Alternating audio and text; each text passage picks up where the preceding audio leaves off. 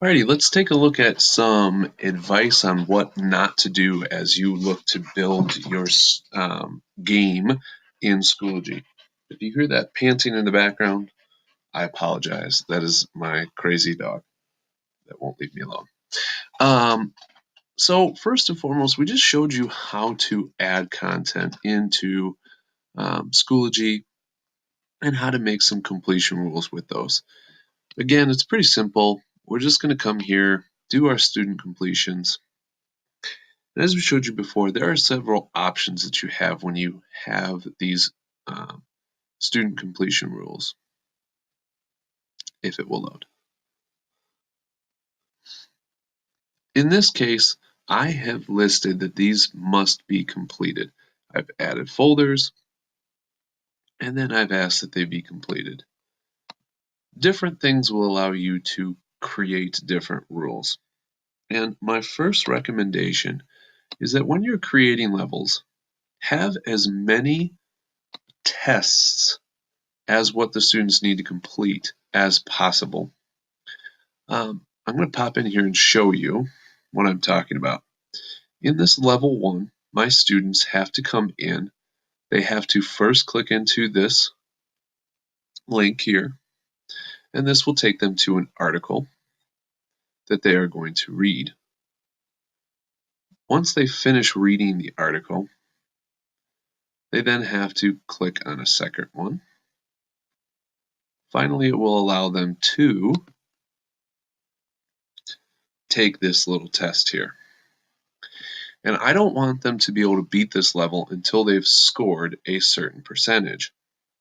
You can see that some students pass it right away, while others have to do this multiple attempts. This works great when it's a test that will grade itself. If this is a test that I need to go in and grade, if there are students that take this 6 times, I have to go in and grade that every time that they take it. Now, 6 doesn't seem like a whole lot, but sometimes if it's 7, 8, 9, 10 times, that becomes a nightmare, especially when you have 30 students all in different spots and all asking you to grade something in order to move on in battle.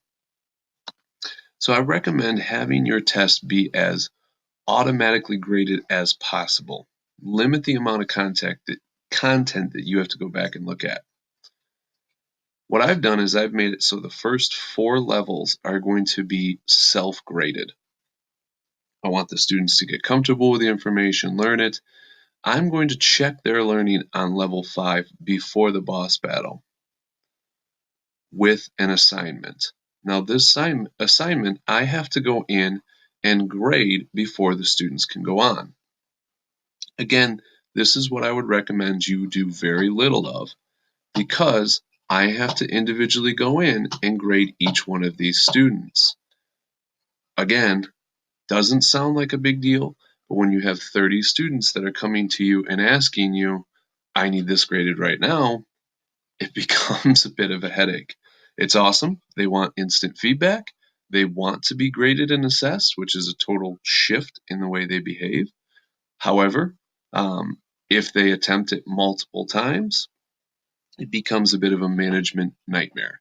And you can get very backed up and have a fleet of students that are waiting to grade things. I made that mistake on the second stage when I originally created this game. In here, I had students give me multiple examples in an assignment. I had them do this in several different levels. I had them do it in level 4, in level 5. I had them do it again in level 7. And what it ended up is that I had students that were all over the place. They would come up to me and say, I need my stuff graded. And I'd have to go find it in level 4. And then another kid would come up and I'd have to go to level 5. And then the third kid would come up and I'd have to go to level 7. And then I'd have to go back to 4, and then to 5, and then to 7. And then you get the idea. It was a headache. Having as much automatic grading as possible is best.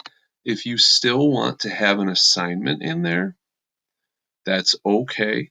When you go to the options of student completion, Instead of having that assignment as a score at least, switch it to must make a submission. In this way, they can submit something and still move on. You can later go back and check it, and if you need to have them go back in battle, you certainly can. But at least in this way, they're not sitting there for 30 minutes waiting for you to grade something as you are trying to get through the other 40 students that need something graded. Again, if you have any questions, feel free to call us over, email us, call us, whatever you need to do. I hope this helps.